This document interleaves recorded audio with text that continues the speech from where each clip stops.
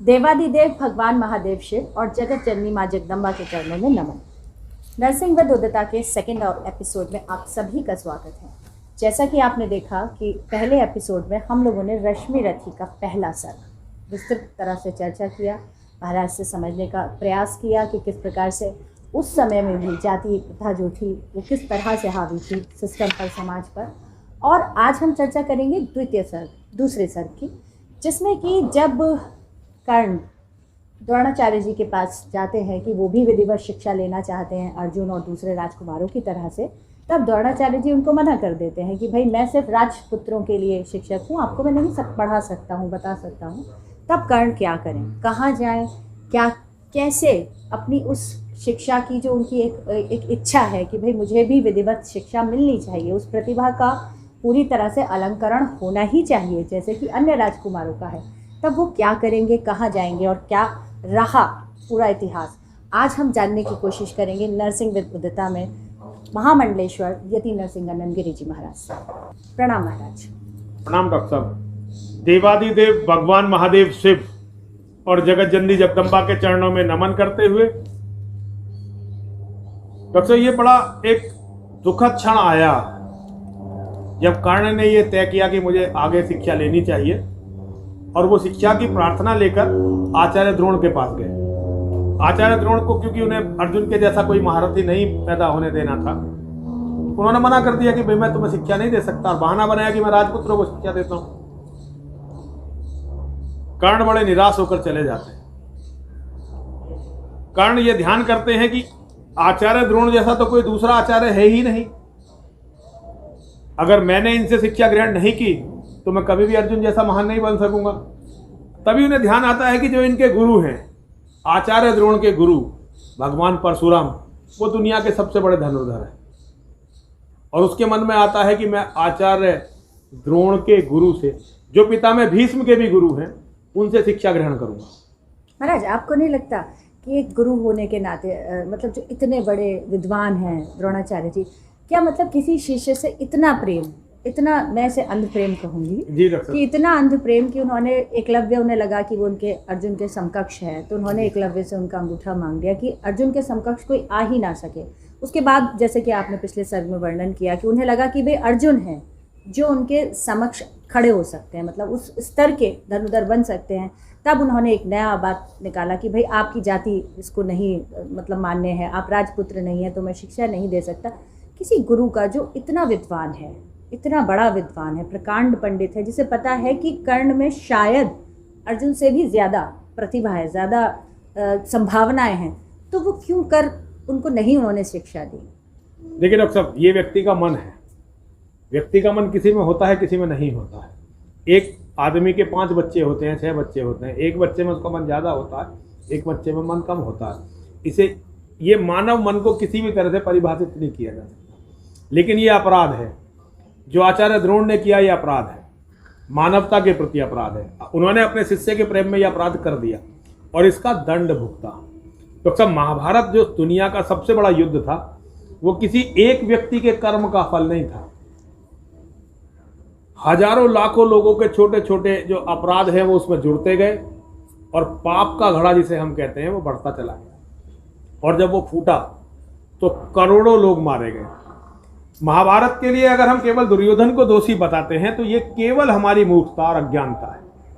महाभारत के दोषी सब थे। पितामह भीष्म दोषी थे, पितामह भीष्म के पिता महाराजा शांतनु दोषी थे, पूरा भरतवंश दोषी था, आचार्य द्रोण दोषी थे, भगवान परशुराम दोषी थे, पांडव दोषी थे, कौरव दोषी थे, कर्ण दोषी था, द्रौपदी दोषी थी, सब लोग दोष, पूरी मानवता उस महायुद्ध के लिए दोषी थी। तभी तो इतना बड़ा विनाश हुआ।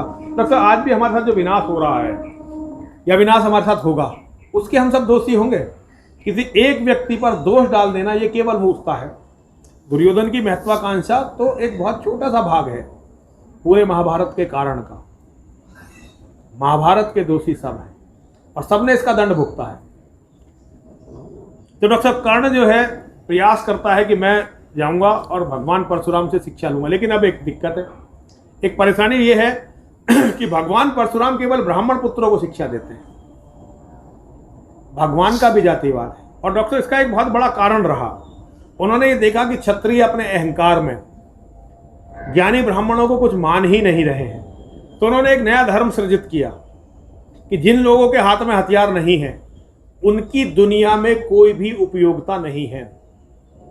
अगर आप ज्ञानी हो तो आपके ज्ञान का मूल्य 2 कौड़ी भी नहीं है यदि उस ज्ञान के पीछे कोई ताकत, कोई शक्ति आपके पास नहीं है। और डॉक्टर साहब, उनके सिद्धांत सार्वभौमिक हैं। जैसे योगेश्वर के सिद्धांत सार्वभौमिक और सर्वकालिक हैं, ऐसे भगवान परशुराम के जो सिद्धांत हैं वो भी सार्वभौमिक और सर्वकालिक हैं। तो डॉक्टर साहब, इन सिद्धांतों की अवहेलना करने से ही हमारी ये दुर्गति हुई है। राजाओं के पास बल होना चाहिए, ये आवश्यक है, उनके पास राजदंड होना चाहिए, लेकिन राजदंड के ऊपर जो धर्मदंड है वो भी शक्तिशाली होना चाहिए। अगर वो राजदंड से कमजोर है, आज हमारी दुर्गति का सबसे बड़ा कारण क्या है? हमारा यहाँ धर्मदंड है ही नहीं। हमने भगवान परशुराम के मूल सिद्धांतों की जो अवहेलना की है उसका हम सब लोग फल भुगत रहे हैं। तो डॉक्टर, यही तो छोटी छोटी चीजें हैं जो हमें महाभारत से, रामायण से सीखनी है, अपने बड़ों से सीखनी है, उनके जीवन से सीखनी है। डॉक्टर, तो वो प्रण लिए हुए बैठे हैं कि मैं ब्राह्मणों के अलावा किसी को सिखाऊंगा नहीं, केवल ब्राह्मणों को शिक्षा दूंगा। कर्ण ब्राह्मण है नहीं। अब कर्ण एक महापाप करते हैं। कर्ण भगवान परशुराम के पास जाते हैं और उनसे कहते हैं कि मुझे शिक्षा दो। भगवान परशुराम कहते हैं तुम कौन हो? वो कहते हैं मैं एक ब्राह्मण का बेटा हूं। भगवान परशुराम उससे गोत्र पूछते हैं। तो कर्ण क्योंकि भगवान परशुराम को अपना गुरु मान चुका होता है, तो भगवान परशुराम के गोत्र को बता देता है कि मैं इसी गोत्र का हूं। और भगवान परशुराम बड़ी खुशी के साथ कर्ण को अपनी शिक्षा देने लगते हैं। और भगवान परशुराम ये पाते हैं कि जैसे उनके तेजस्वी शिष्य पितामह भीष्म थे, जैसे उनके तेजस्वी शिष्य आचार्य द्रोण थे, ये बालक भी उनसे ही उन्हीं की तरह का एक बड़ा ही प्रखर और तेजस्वी व्यक्तित्व है। और ये सारी उनके सारे ज्ञान को अपने अंदर समाहित कर सकता है। डॉक्टर, किसी भी गुरु की पूर्णता इस बात में नहीं है कि वो सर्वकालिक महान था। गुरु की पूर्णता इस बात में है कि उसके शिष्य कितने बड़े निकले, उसने जो शिष्य तैयार किए वो कितने बड़े थे। किसी भी गुरु का कर्तव्य ये नहीं कि मैं ही बड़ा रहूंगा। गुरु की पूर्णता यह तब है जब उसके शिष्य उससे हजारों गुना ज्यादा। जैसे एक पिता कोई पिता ये नहीं चाहता, जो मूर्ख पिता हैं वो चाहते हैं मैं बड़ा हूं, लेकिन जो अच्छे पिता होते हैं, जो समझदार पिता होते हैं, वो चाहते हैं कि उनके पुत्र का नाम उनसे हजारों गुना। ये एक सर्वकालिक और सार्वभौमिक सत्य है डॉक्टर। तो भगवान परशुराम पूरा प्रयास करते हैं कि ऐसी कोई शिक्षा न रह जाए, उनकी शिक्षा में ऐसी कोई कमी न रह जाए, जो ऐसा कोई सूत्र धनुर्वेद का हो जो कर्ण को ज्ञात ना हो।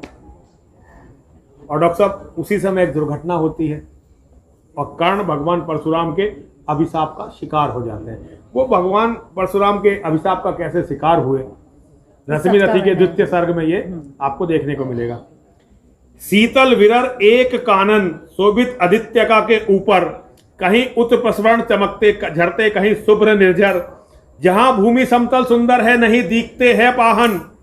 हरियाली के बीच खड़ा है विस्तृत एक उजट पावन। आसपास कुछ कटे हुए पीले धनकेत सुहाते हैं। सशक मूस गिलहरी कबूतर घूम घूम कर खाते हैं। कुछ तंद्रित अलसित बैठे हैं, कुछ करते शिशु का लेहन, कुछ खाते साकल्य, दिखते बड़े तुष्ट सारे गोधन। हवन अग्निबुझ चुकी गंध में वायु पर अभिमाती है। भीनी भीनी महक प्राण में मादकता पहुंचाती है। धूप धूम चर्चित लगते हैं तरु के श्याम छदन कैसे। झपक रहे हो शिशु के अलसित कजरारे लोचन जैसे। बैठे हुए सुखद आतप में मृग रोमंथन करते हैं। वन के जीव विवर के से बाहर हो विश्रब्द विचरते हैं। सूख रहे चीवर रसाल को नन्ही झुकी टहनियों पर, नीचे बिखरे हुए पड़े हैं इंगुद से चिकने पत्थर। अजीन दर्भ पालांस कमंडलू, एक ओर तप के साधन, एक ओर टंगे हैं धनुष तुणीर तीर बरछे भीषण। चमक रहा तड़कुटी द्वार पर एक परशु आभाशाली। लोहा दंड पर जड़ित पड़ा हो मानो अर्ध अंशुमाली। श्रद्धा वर्तित अजिन दर्भ पर परसु देख मन डरता है। युद्ध शिविर या तपोभूमि यह समझ नहीं कुछ पड़ता है। हवन कुंड जिसका यह उसके ही है क्या ये धनुष कुठार।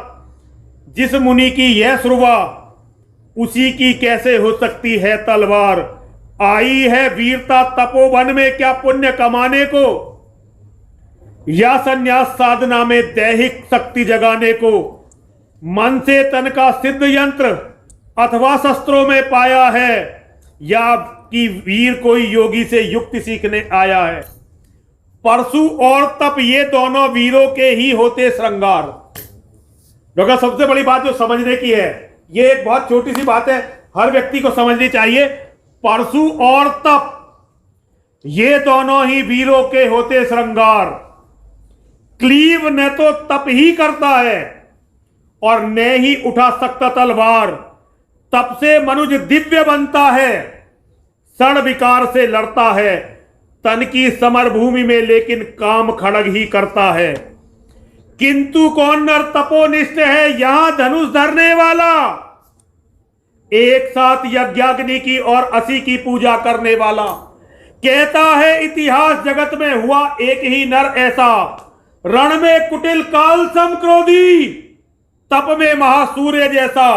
मुख में वेद पीठ पर तर्कस, मुख में वेद पीठ पर तर्कस। कर में कठिन कुराल विमल। सांप और सर दोनों ही थे जिस महान ऋषि के संबल। यह कुटीर है उसी महामुनि परशुराम बलशाली का। भृगु के परम पुनीत वंशर वीरवती प्रपाली का। भगवान परशुराम जी का परिचय जरा एक बार और सुनेंगे। किंतु कौन नर तपोनिष्ठा यहां धनुष धरने वाला। एक साथ यज्ञाग्नि की और 80 की पूजा करने वाला। कहता है इतिहास जगत में हुआ एक ही नर ऐसा। रण में कुटिल काल सम क्रोधी, तप में महासूर्य जैसा। मुख में वेद पीठ पर तर्कस। कर में कठिन कुराल विमल, कर में कठिन कुराल विमल। सांप और सर दोनों ही थे जिस महान ऋषि के संबल। यह कुटीर है उसी महामुनि परशुराम बलशाली का। भृगु के परम पुनीत वंशर वीरवती प्रपाली का। हाँ वही कर्ण की जांघों पर अपना मस्तक धरकर सोए हैं तरुवर के नीचे आश्रम से किंचित हटकर। पत्तों से छन छन कर मीठी धूप माघ की आती है। पड़ती मुनि की थकी देह पर और थकान मिटाती है। डॉक्टर साहब ये उस दिन का वर्णन है जब कर्ण की शिक्षा पूरी हो गई और कर्ण को आज अपने गुरु से विदा लेकर जाना है।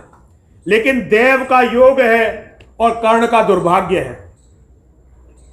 आज उसके गुरुजी थोड़ा थक गए हैं और वो सोना चाहते हैं। कर्ण कहता गुरुवर आप सो जाओ।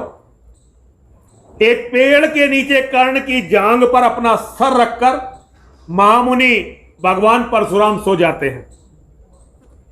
हाँ वही कर्ण की जांघों पर अपना मस्तक धरकर सोए हैं तरुवर के नीचे आश्रम से किंचित हटकर। पत्तों से छन छन कर मीठी धूप माघ की आती है। पड़ती मुनि की थकी देह पर और थकान मिटाती है। कर्ण मुक्त हो भक्ति भाव से मगन हुआ सा जाता है। कभी जटा पर हाथ फेरता पीठ कभी सहलाता है। चढ़े नहीं चीटियां बदन पर, पड़े नहीं तृणपात कहीं। कर्ण सजग है उचट जाए गुरुवर की कच्ची नींद नहीं। वृद्ध देह तप से क्रसकाया। ऊपर उस पर आयुध संचालन। हाय पड़ा श्रम भार देव पर असमय यह मेरे कारण। किंतु वृद्ध होने पर भी अंगों में है क्षमता कितनी। और रात दिन मुझ पर दिखलाते रहते हैं ममता कितनी। कहते हैं ओ वत्स पुष्टि कर भोग यदि न तू पाएगा। मेरे शिक्षण की कठोरता को कैसे सह पाएगा। अनुगामी यदि बना कहीं तू खान पान में भी मेरा। सूख जाएगा लहू बचेगा हड्डी भर ढांचा तेरा। खुद नहीं खाते क्योंकि तपस्वी हैं, लेकिन कर्ण से कहते हैं यदि तू भी मेरा अनुसरण करेगा खाने पीने में तो तेरा तो सारा शरीर सूख जाएगा। इसलिए कर्ण के खाने पीने का बड़ा ध्यान रखते हैं। गुरु का स्नेह अपने शिष्य पर है, बहुत ध्यान रखते हैं। और कर्ण से कहते हैं बेटा खाने पीने का ध्यान रख, हड्डियां सूख जाएंगी जितनी कठोरता से मैं तुझे पढ़ा रहा हूं। जरा सोच कितनी कठोरता से मैं तुझे चलाता हूं। जरा सोच कितनी कठोरता से मैं तुझे चलाता हूं, और नहीं तो एक पाव दिन भर में रक्त जलाता हूं। इसकी पूर्ति कहां से होगी अगर बना तू सन्यासी। इस प्रकार तो चबा जाएगी तुझे भूख सत्यानाशी। पत्थर सी हो मांसपेशियां, लोहे के भुजदंड अभय, नस नस में हो लहर आग की, तभी जवानी पाती जय। विप्र हुआ तो क्या हुआ, रखेगा रोक अभी से खाने पर, कर लेना घनघोर तपस्या वह चतुर्थ के आने पर।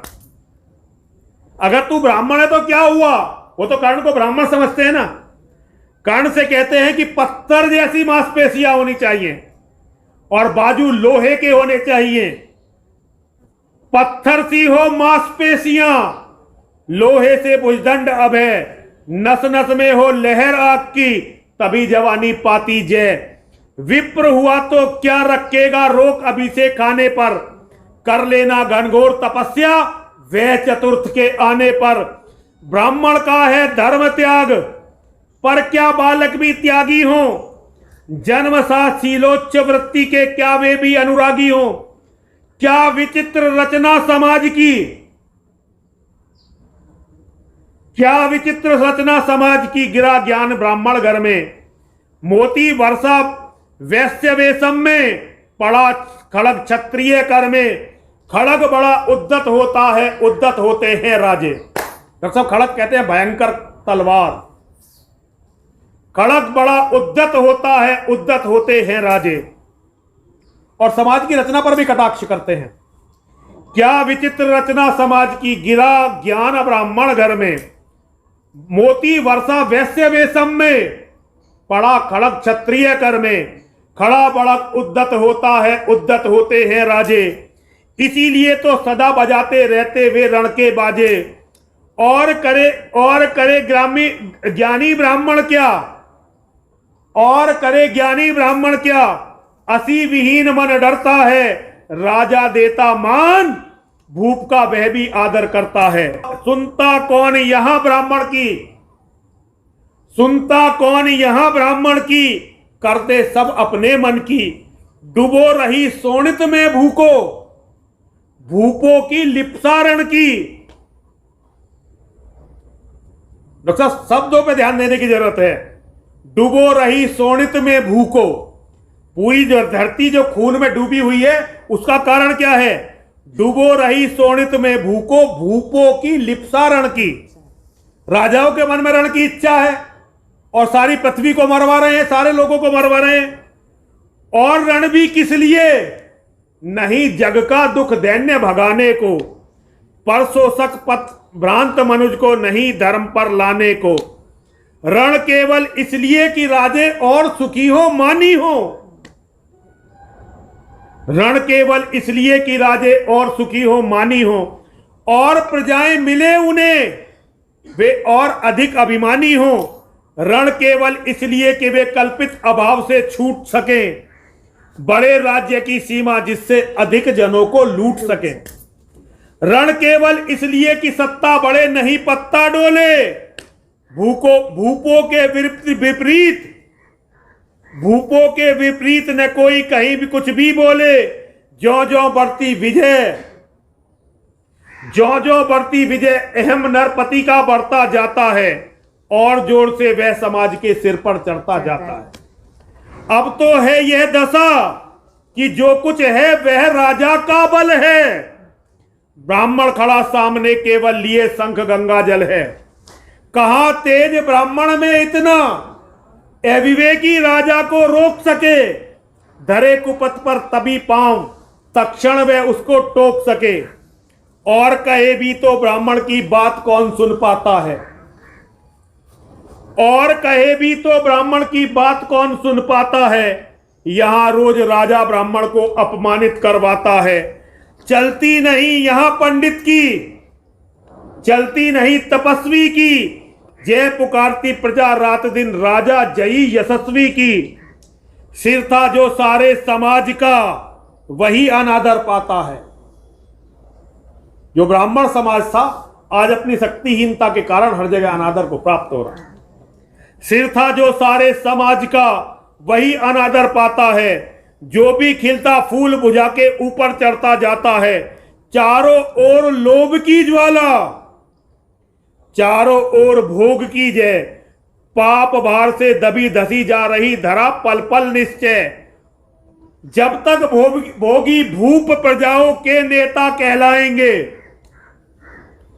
डॉक्टर साहब, बिल्कुल आज जैसी स्थिति थी, जो स्थिति आज है ना डॉक्टर साहब, सब कुछ जो हो गए, नेता हो गए, विधायक हो गए, सांसद हो गए, मंत्री हो गए, मुख्यमंत्री हो गए, प्रधानमंत्री हो गए, इनके अलावा कुछ रहा ही नहीं। समाज केवल इन्हीं की मान रहा है आज। ना किसी धर्म गुरु की मान रहा है, ना किसी विचारक की मान रहा, ना किसी त्यागी की मान रहा, ना किसी तपस्वी की मान रहा, केवल इन्हीं लोगों को।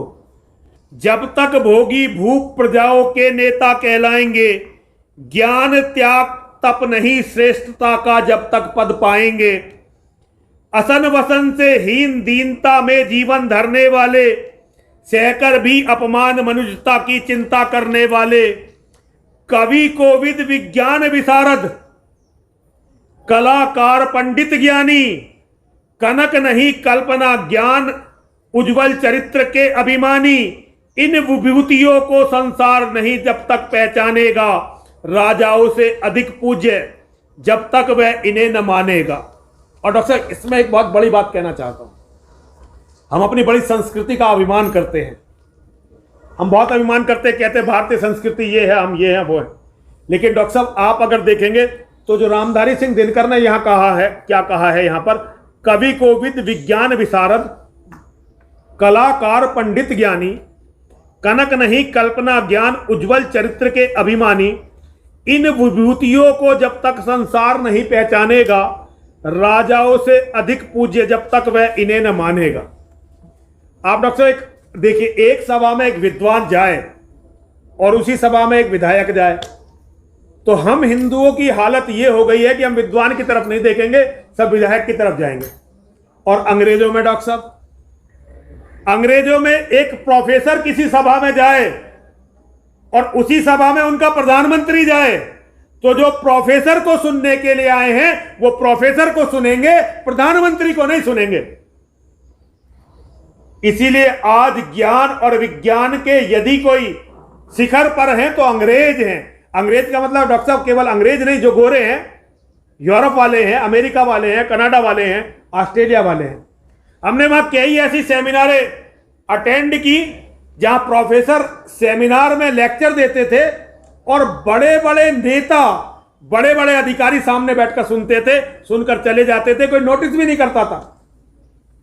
इसलिए आज रूस है, आज अमेरिका है।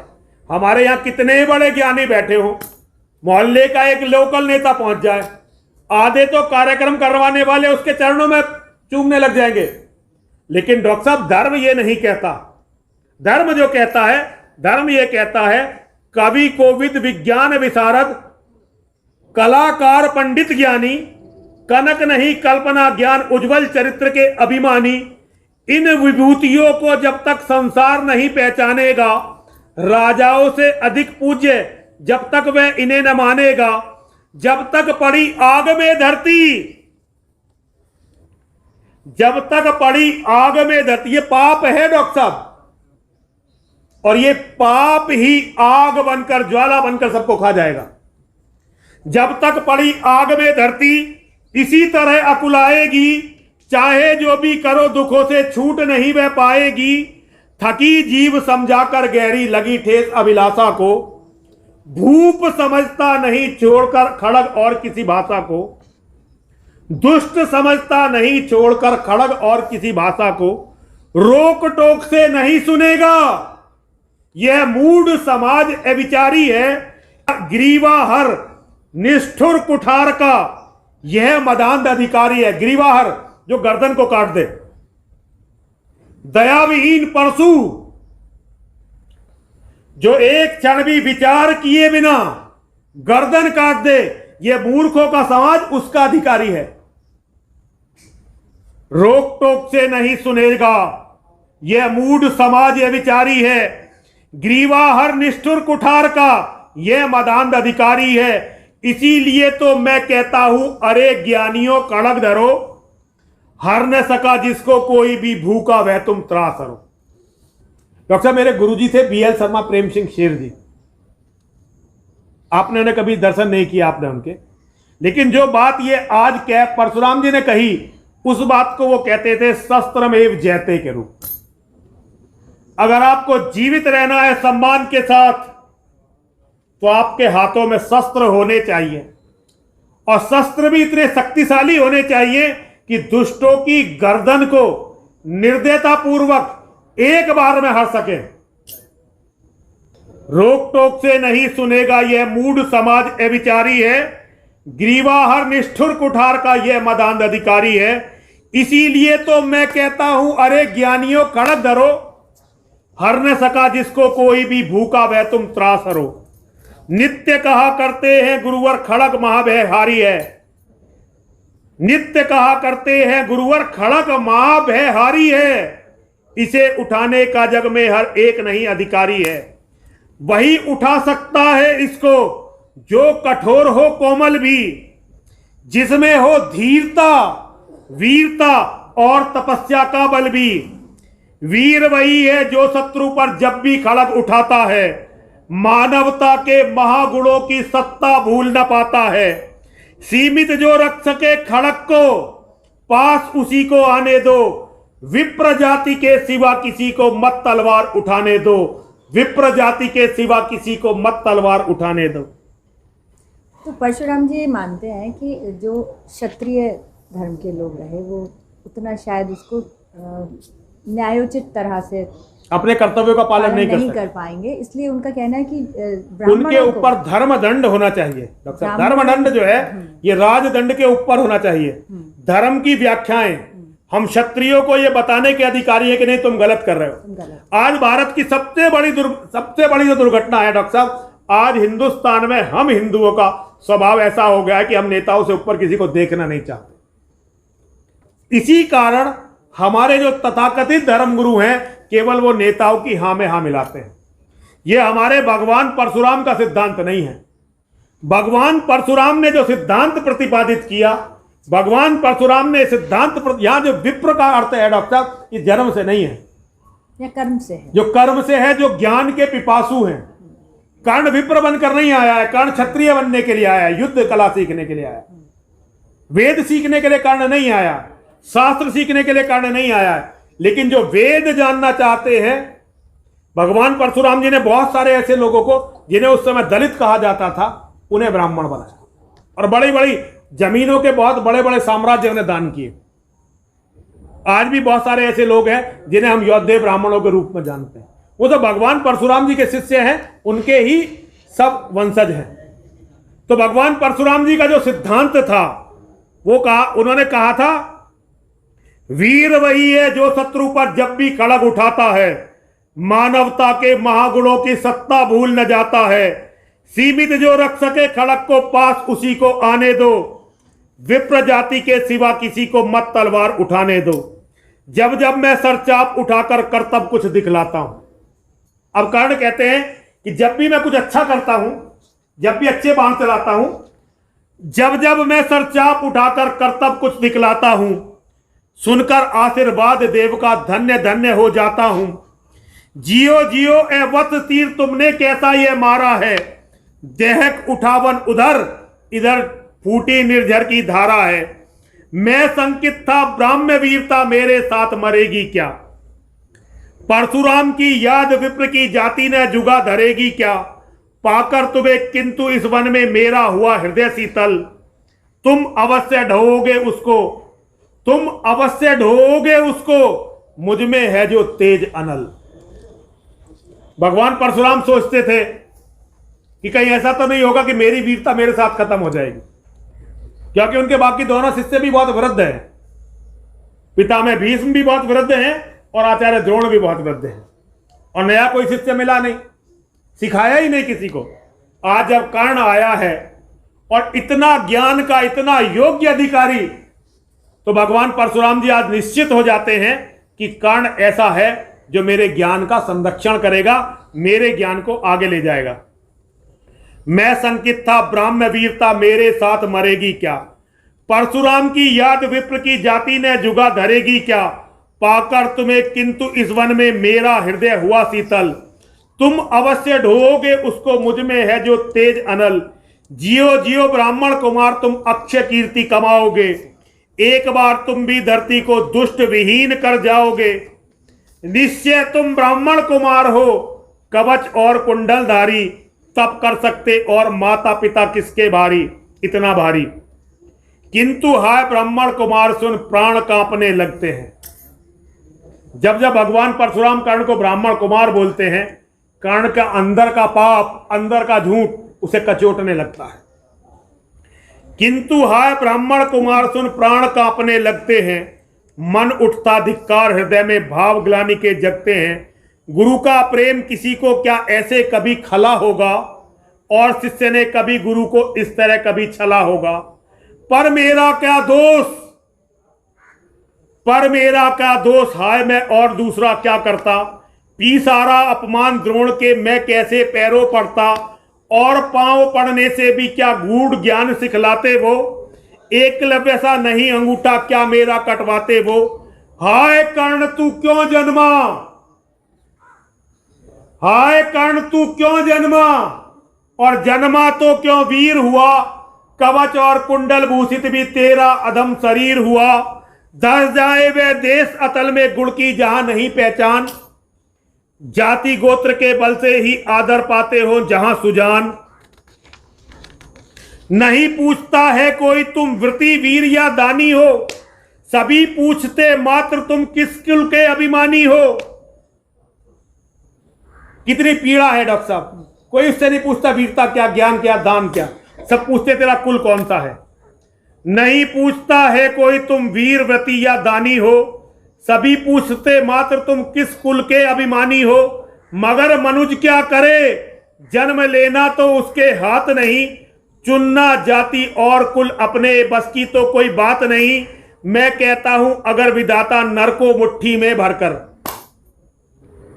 हम सब भगवान की खेती तो हैं, मैं कहता हूं अगर विधाता नर को मुट्ठी में भरकर कहीं चींट दे ब्रह्मलोक से ही नीचे भूमंडल पर, तो भी विविध जातियों में ही मनुज यहां आ सकता है, नीचे है क्यारियां बनी तो बीज कहां जा सकता है।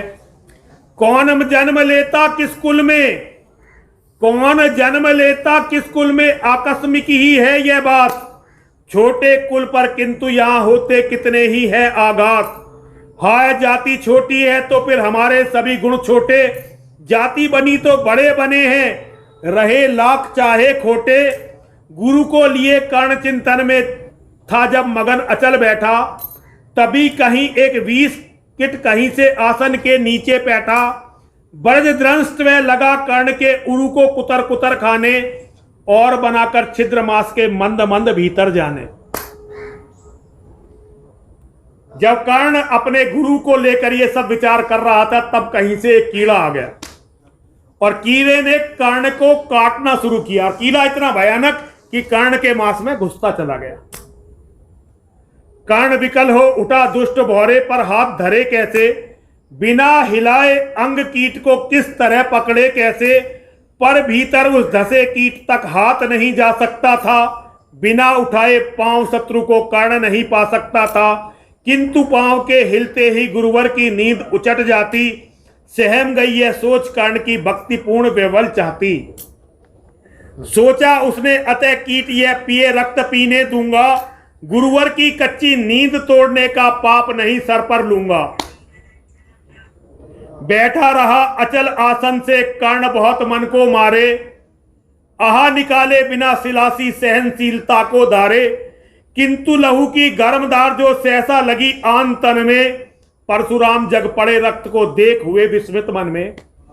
कर्ण झपट कर उठा इंगितों से गुरु से आज्ञा लेकर, बाहर किया कीट को उसने छत से में से उंगली देकर, परशुराम बोले शिव शिव, तूने यह की मूर्खता बड़ी, सहता रहा अचल जाने कब से यह वेदना कड़ी, तनिक लजाकर कहा कर्ण ने, तनिक लजाकर कहा कर्ण ने, नहीं अधिक पीड़ा मुझको, महाराज क्या कर सकता था यह छोटा कीड़ा मुझको। मैंने सोचा हिला डुला तो वृथा आप जग जाएंगे, क्षण भर को विश्राम मिला जो नाहक उसे गवाएंगे, नाहक उसे गवाएंगे। निश्चल बैठा रहा सोचकर यह कीट स्वयं उड़ जाएगा, छोटा सा यह जीव मुझे कितनी पीड़ा पहुंचाएगा। पर यह तो भीतर दस्ता ही गया, मुझे हैरान किया, लज्जित हूं इसलिए कि आपने सब कुछ देख लिया। ये टर्निंग पॉइंट है कर्ण के जीवन का। गुरु से इतनी भक्ति है कि जख्म को सहन करता रहा और उफ तक नहीं की। गुरुजी स्वयं ही जाग गए, जब गर्म रक्त की धार उनके शरीर से लगी तो गुरुजी की आंख खुल गई। परशुराम गंभीर हो गए, सोच न जाने क्या मन में। सर्वज्ञानी हैं, सब जानते हैं, लेकिन यह भी लीला है। भगवान अनभिज्ञ नहीं थे कर्ण से, लेकिन कुछ लीलाएं हैं जो वो दुनिया को दिखाने के लिए करते हैं। परशुराम गंभीर हो गए, सोच न जाने क्या मन में। फिर से ऐसा क्रोधाग्नि भयानक भभक उठी उनके तन में। दांत पीस आंखें तरेड़ कर बोले, कौन छली है तू, ब्राह्मण है या और किसी अभिजन का पुत्र बलि है तू। सहनशीलता को अपनाकर ब्राह्मण कभी न जीता है, किसी लक्ष्य के लिए नहीं अपमान हलाहल पीता है। सह सकता जो कठिन वेदना, पी सकता अपमान वही, बुद्धि चलाती जिसे तेज का कर सकता बलिदान वही। तेज पुंज ब्राह्मण तिल तिल कर जले नहीं यह हो सकता, किसी दशा में भी स्वभाव अपना कैसे वह खो सकता। कसक भोगता हुआ विप्र निश्चल कैसे रह सकता है, इस प्रकार की चुभन वेदना क्षत्रिय ही सह सकता है। इस प्रकार की चुभन वेदना क्षत्रिय ही सह सकता है। तू अवश्य क्षत्रिय है पापी, बता न तो फल पाएगा। परशुराम के कठिन शाप से अभी भस्म हो जाएगा। क्षमा क्षमा हे देव दया में, क्षमा क्षमा हे देव दया में। गिरा कर्ण गुरु के पद पर, मुख विवर्ण हो गया, अंग कांपने लगे भय से थरथर। सूत पुत्र मैं शूद्र कर्ण हूं, सूत पुत्र मैं शूद्र कर्ण हूं, करुणा का अभिलाषी हूं। जो भी हूं पर देव आपका अनुचर अंतेवासी हूं। छली नहीं मैं हाय किंतु छल का ही तो यो काम हुआ, छली नहीं मैं हाय किंतु छल का ही तो यह काम हुआ। आया था विद्या संचय को किंतु व्यर्थ बदनाम हुआ। बड़ा लोभ बन में था बनू शिष्य में कार्तवीर्य के जेता का, बड़ा लोभ था बनू शिष्य में कार्तवीर्य के जेता का। तपोदीप्त सूरमा विश्व के नूतन धर्म प्रणेता का। पर संकाती मुझे सत्य का अगर पता पा जाएंगे, महाराज मुझ सूत पुत्र को कुछ भी नहीं सिखाएंगे। बड़ा लोभ था बनू शिष्य में कार्तवीर्य के जेता का। तपोदीप्त सूरमा विश्व के नूतन धर्म प्रणेता का। पर संकाती मुझे सत्य का पता यदि पा जाएंगे, महाराज मुझ सूत पुत्र को कुछ भी नहीं सिखाएंगे। बता सका मैं नहीं इसी से प्रभु जाति अपनी छोटी। करे देव विश्वास भावना न थी और कोई खोटी। पर इतने में भी लज्जा से हाय गड़ा सा जाता हूं। मारे बिना हृदय से अपने आप मरा सा जाता हूं। छल से पाना मान जगत में, छल से पाना मान जगत में। किसबिल है मल ही तो है, ऊंचा बना आपके सामने सचमुच यह छल ही तो है। पाता था सम्मान आज तक दानी व्रती बली होकर, अब जाऊंगा कहां स्वयं गुरु के सामने छली होकर। करे भस्म ही देव, करे भस्म ही देव मुझे, सम्मुख मस्तक है नत मेरा। एक कसक रह गई नहीं पूरा जीवन का व्रत मेरा।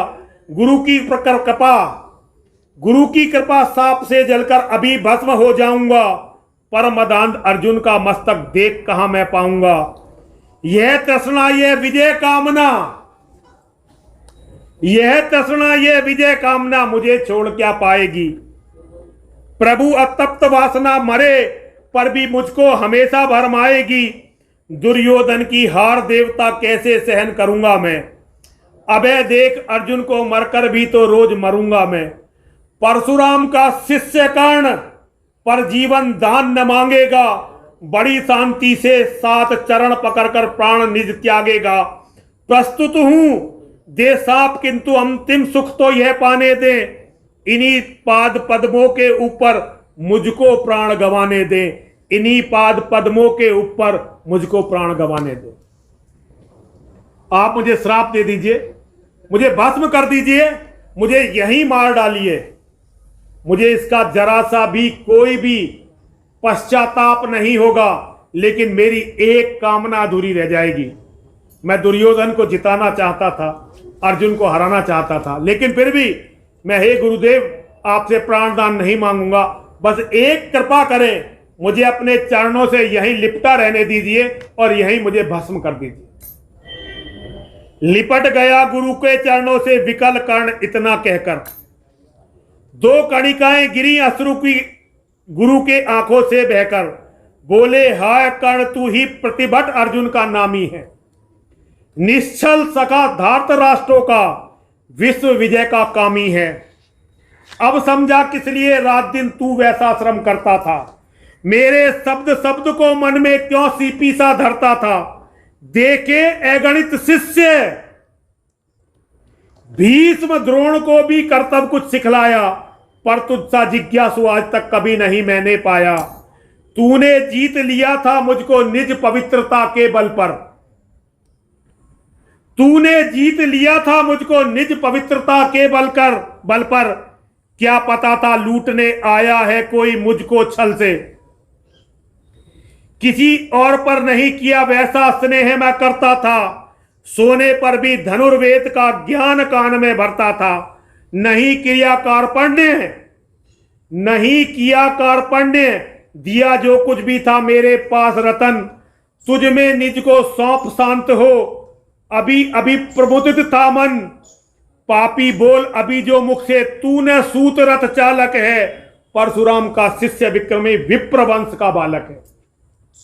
आज तक जैसा तुझे सिखाया ऐसा तो किसी को सिखाया ही नहीं, ऐसा तो किसी को शिष्य माना ही नहीं। तू रात को सो जाता था तब भी मैं धनुर्वेद का ज्ञान तेरे कानों में भरता रहता था।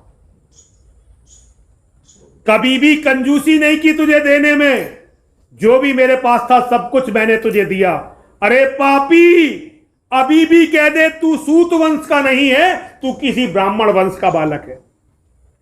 सूत वंश में मिला सूर्य सा कैसे तेज प्रबल तुझको। अरे तेरे चेहरे पर, तेरे शरीर पर जो तेज है यह सूत वंश में तुझे कैसे मिल सकता है। सूत वंश में मिला सूर्य सा कैसे तेज प्रबल तुझको। किसने लाकर दिए कहां से कवच और कुंडल तुझको। सुत सा रखा जिसे, उसको कैसे कठोर हूं मारूं मैं। जलते हुए क्रोध की ज्वाला लेकिन कहां उतारूं मैं। पद पर बोला कर्ण दिया था जिसको आंखों का पानी। पद पर बोला कर्ण दिया था जिसको आंखों का पानी। करना होगा ग्रहण उसी को अनल आज है गुरु ज्ञानी। बरसाइए अनल आंखों से सिर पर उसे संभालूंगा।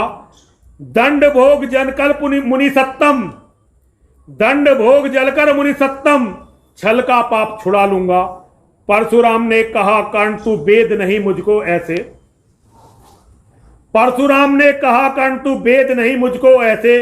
तुझे पता क्या सता रहा है मुझको असमंजस जैसे।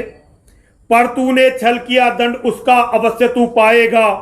परशुराम का क्रोध भयानक निष्फल कभी न जाएगा। मान लिया था पुत्र,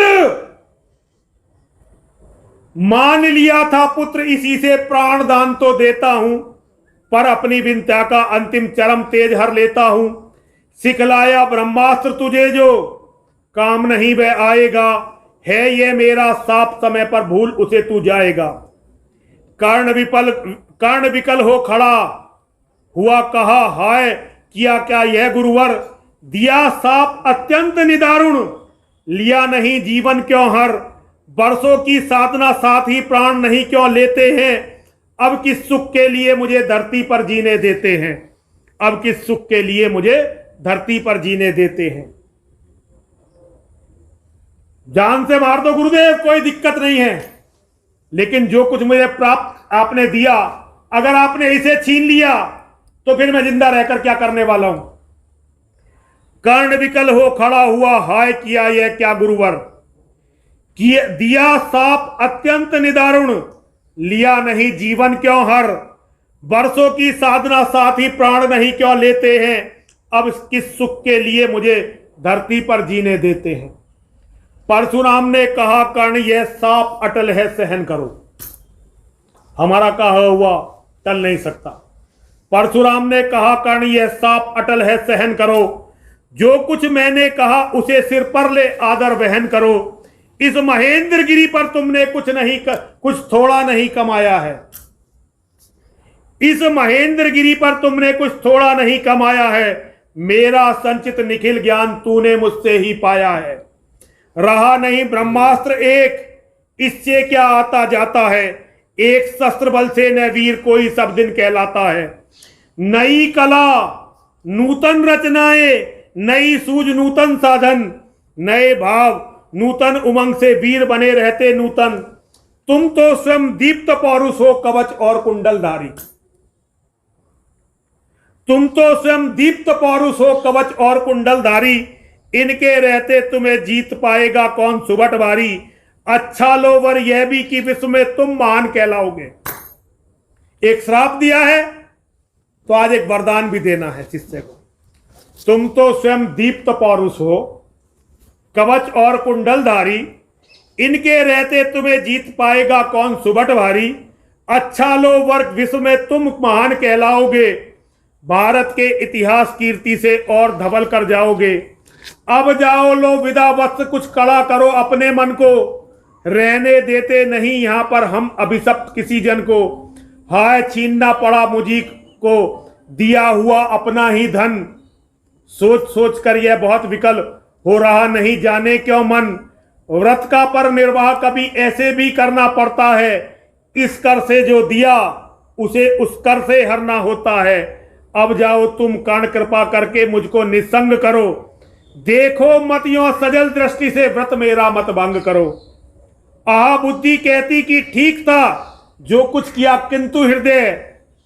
मुझसे कर विद्रोह मना रहा जाने क्यों तुम्हारी जय, अनायास गुणशील तुम्हारे मन में उगते जाते हैं, भीतर किसी अश्रु गंगा से मुझको बोर नहाते हैं, जाओ जाओ कर्ण मुझे बिल्कुल असंग हो जाने दो, बैठ किसी एकांत कुंज में मन को स्वस्थ बनाने दो, वह है तुम्हें निराश देखकर छाती कहीं ना फट जाए। जब कर्ण इतना निराश हो गया तो गुरु का हृदय जो ममता से भरा हुआ था कर्ण के प्रति, गुरु ने कहा कि तेरा जो निराश हृदय का जो तेरा ये मुंह है, ये देखकर मेरा दिल बैठा जा रहा है, मेरा दिल डूब रहा है, वह है तुम्हें निराश देखकर छाती कहीं ना फट जाए, फिरा न लूं अभिशाप पिघल कर वाणी कहीं न उलट जाए, अगर आज तू थोड़ी देर और मेरे सामने बैठा रहा तो हो सकता है कि मैं अपने श्राप को वापस ले लूं और तेरे गुरु को इससे अक्षय पाप लगेगा, इसलिए कर्ण तू चला जा। इस प्रकार परशुराम ने फिरा लिया आनंद अपना, जहां मिला था वहीं कर्ण का बिखर गया प्यारा सपना, छूकर उनका चरण कर्ण ने अर्धे अश्रु का दान दिया और उन्हें जी भर निहार कर मंद मंद प्रस्थान किया। परशुधर के चरण की धूली लेकर उन्हें अपने हृदय की भक्ति देकर निराशा से विकल टूटा हुआ सा, किसी गिरी श्रृंग से छूटा हुआ सा, चला खोया हुआ सा कर्ण मन में, जैसे कि चांद चलता हो गगन में, जैसे कि चांद चलता हो गगन में। और कर्ण लौट आया अपने गुरु से ज्ञान प्राप्त करने के बाद एक अभिशाप लेकर लौट आया उस दुनिया में जहां केवल उसका एक मित्र है और सारी दुनिया उसकी शत्रु है। और कर्ण वापस आ गया है, अंगराज कर्ण वापस आ गए हैं और कर्ण की यश गाथा अभी ये चलती रहेगी। दूसरा सर्ग यहाँ समाप्त हो गया डॉक्टर साहब। बहुत अच्छा गुरुदेव, जैसा कि आज आपने पूरा द्वितीय सर्ग सुना और अगर आप पूरा सर्ग सुने तो आप इस बात को समझ पाएंगे कि कर्ण की जो इच्छा थी वो पूरी तरह से उसके दिमाग पर, उसके दिल पर हावी थी कि उसे किसी भी तरह से अर्जुन को हराना है, उसके समकक्ष योद्धा बनना है। उसके लिए उसे गुरु की आवश्यकता है और गुरु उसको अपना नहीं रहे हैं द्रोणाचार्य जी, तो वो उनके गुरु जी के पास जाते हैं। लेकिन चूँकि उनके गुरु जी सिर्फ ब्राह्मणों को शिक्षा देते हैं, तो वहाँ पर शिक्षा उनसे लेने का जो लालच है, जो लोभ है, उनके अंतर्मन पर इतना हावी हो जाता है कि वो उनसे झूठ बोल देते हैं कि वो भी ब्राह्मण हैं और पूरी शिक्षा वो उनसे प्राप्त कर लेते हैं। लेकिन चूँकि ये, जैसा गुरुदेव ने कहा कि भाई ये लीला ही थी, तो उन्हें पता तो एक दिन चलना ही था कि भाई वो ब्राह्मण नहीं है। तो देखिए आप उनकी कितनी भावना अच्छी रही, कितने अच्छे मन से उन्होंने सीखा और गुरुदेव ने उन्हें कितने मन से सिखाया। उन्हें बताया कि भाई कोई भी ऐसी चीज़ ऐसी है ही नहीं जो मैंने तुमको सिखाई ना हो, या ऐसे मैंने जैसे तुमको सिखाया कभी किसी को सिखाया ही नहीं। और उन्हें लगता था कि वो उनके सच्चे उत्तराधिकारी हैं, वो उस चीज़ के अधिकारी हैं जो कभी भी परशुराम भगवान ने स्वयं अपने अंदर समाहित की हुई थी। लेकिन एक छल की बात, एक झूठ ने सारी चीज़ों को बदल दिया। गुरु का प्रेम कितना भी हो, कैसा भी हो, लेकिन यदि आप गुरु से किसी भी प्रकार का छल करते हैं तो कहीं ना कहीं उसके मन में उसका आघात रहता है। तो मुझे लगता है कि एक बड़ा सशक्त उदाहरण है हमारे ही पूर्वजों की इस विजय गाथा का, इस इतिहास का, कि गुरु के साथ कभी भी किसी भी प्रकार का जो छल है, झूठ है, किसी भी प्रकार से स्वीकार्य नहीं है। पर उनके गुरु ने इतना प्रेम करते थे कि इतना ज्ञान और वो देने के बाद गुस्से में उन्हें अभिशाप दिया, लेकिन इसके साथ ही उन्हें वरदान भी दिया और कहा कि तुम जाओ अपनी विजय गाथा अपनी बनाओ, अपना विजय यात्रा प्रारंभ करो। लेकिन कहीं ना कहीं इससे एक सीख हम लोगों को ज़रूर मिलती है कि भले ही हमारी भावना गलत ना हो, भले ही हमारे मन में कोई इच्छा गलत ना हो, लेकिन यदि हम किसी अपने गुरुवर के समक्ष जा रहे हैं, किसी गुरुवर से ज्ञान प्राप्त करना चाहते हैं, तो झूठ के आधार पर, गलत बोलकर, छल कर किसी भी प्रकार के ज्ञान और उसका कोई भी आधार नहीं है। और कहीं ना कहीं हम अपने गुरुदेव को उससे कष्ट ही पहुंचा रहे हैं। तो नरसिंह विद उदिता के इस एपिसोड में आज आपने बहुत ही भावपूर्ण, बहुत ही कहना चाहिए ये बहुत ही मर्म था जो पूरा उस कथा का, कि किस प्रकार एक दलित शिष्य एक उच्च जाति के गुरु से शिक्षा ग्रहण करता है, लेकिन जब उसे उनकी सत्यता पता चलती है तो किस प्रकार से सारी चीज़ें बदल जाती हैं। तो बहुत अच्छा रहा गुरुदेव, और नेक्स्ट एपिसोड में हम तीसरे सर्ग पर चर्चा करेंगे। हर हर महादेव, हर हर महादेव, हर हर महादेव।